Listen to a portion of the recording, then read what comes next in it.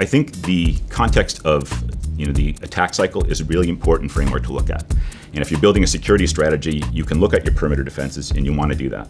And you want to do the best you can to educate your end users about phishing and not to click on the emails. But don't expect your users to be perfect 100% of the time.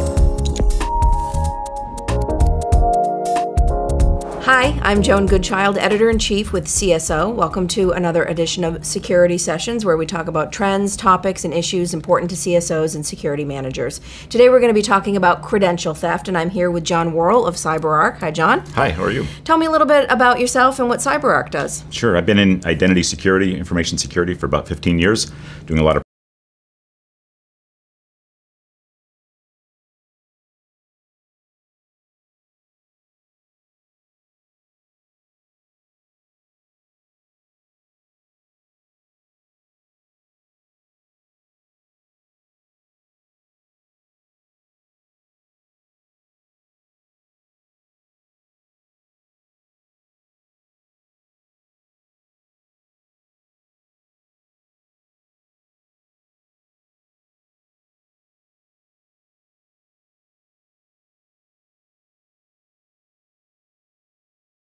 Why are they not all created equal? If you could talk a little bit about what accessing one set of credentials might mean as opposed to another set. Sure. So it's also important to look at the credential in the context of where you are in the attack lifecycle. So when you see big attacks on LinkedIn to harvest passwords, or even the OPM breach in the federal government, there's a lot of personal information that's being taken there.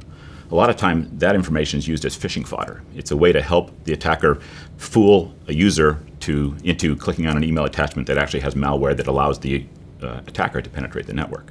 So in the context of that very, very early phase of the attack, those credentials can be really important, and you want to look at strategies to handle that. They're limited, though, because if a phisher wants to go after my credential, he goes after my credential, but it doesn't get him very far, right? It gets him to my piece of technology and maybe a few applications I have access to. That's not going to be much of a credential for the guy to work with. He needs a lot more power to explore different parts of the network and to really figure out where the good stuff is, and then figure out how to collect it and take it out the back door. So where are some examples of high-profile breaches we've heard about in the last few years where these privileged accounts have actually been at the center of getting access to data that they shouldn't have? So it's a long list. Think of 95% of the attacks you've read about probably have compromised privileged credentials in the process. You can look recently at the Swift attacks. You can look at the OPM breach itself. You can look at Sony. You can look at Sands Casinos. You can look at Target. You can look at Home Depot. It's a very, very long list. It comes down to the general principle that an outsider needs the credentials of an insider to move around. And if they want to move around freely around the network, they need powerful credentials to let them do that. And these IT admin credentials give them access to not just workstations, but also to servers. And once they're at the server level, IT admin credentials can let them get to the domain controller. And once they get there, they can create any credential they want. They really own the network at that point. Mm-hmm. How are they obtained? Can you give us some scenarios and some examples of how this is done? I'll take the Ukraine power grid attack that happened just a short while ago. So the initial attack was done by phishing. It was a classic phishing attack. They were able to get inside the network to create a base of operation, right? So that credential theft was an important one because it got things started. However, if they just stopped there, that credential wouldn't take them anywhere else, right? So they had to get other credentials. So scraping memory, using dictionary attacks, other tools the attackers have that they can use from that base of operation, it lets them capture more credentials. Think of this as a big Pac-Man game with really high stakes. Every time you grab another privileged credential, you get stronger. You can access more parts of the network, and you can do more damage.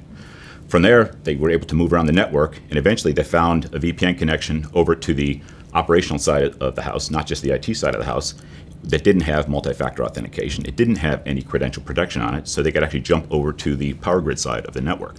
Once they were there, they got privileged credentials again, and they were able to actually shut down the network. What are some ways to kind of gate this? I mean, what is your position on things like password? They're simple, they're old school, but is the password creation requirements that some companies have now where you frequently have to update, are those helping, or is that just kind of leading to a whole lot of password fatigue and Post-it notes with passwords on computers? So there's a lot of promise to replace passwords, and I think that's great if we can make that happen. It's really a tall order for the simple reason that passwords are everywhere. Every single application, every single device has passwords in it, and they're not going away overnight. So we have to find a way to make it easier for the users in the meantime while we're working on that problem. Are passwords helpful? You bet. It's better than nothing, right? The trick is that you can actually manage the password make it long, complex, and make it more secure without impacting users. So for privileged credentials, one of the key tenets is that you always rotate the credential on a very set schedule. If it's maybe a low value asset, maybe you rotate it every 7 days. If it's a high value asset, you rotate it after every use. You make it long and complex, so it's really hard for a dictionary attack or for some brute force attack to take it over. But you hide that complexity from the end user, and that's what's really important when you try to make passwords stronger. And what about multi-factor authentication? Why don't we see that and more in companies? Number one, it's always best practice. Use it whenever you can. There's some practical limitations that multi-factor authentication doesn't work with every application or every device, so it has some limited use. It's not universal. You can't use it everywhere. The second thing is there is additional cost, and there's always that risk, the cost-benefit analysis. Is it really important that every user uses multi-factor for every particular application? Maybe not. For our privileged account security solution, we always recommend that you have multi-factor authentication combined with our technology because it is that critical, it's that important, you want to use it. Great. All right. Thanks very much, John Worrall with CyberArk for joining us today.